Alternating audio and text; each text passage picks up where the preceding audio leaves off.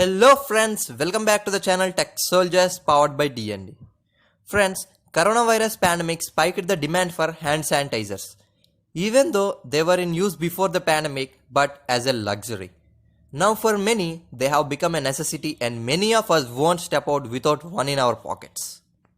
But every time carrying one bottle like this may irritate you, right? So we have come up with an idea to make our lives easier. So here is this. Yes, the PEN sanitizer.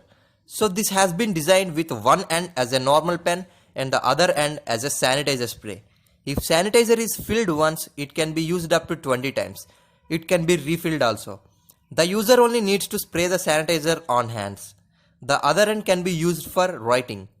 So friends, do you want to make it on your own? So let's learn and make it on your own.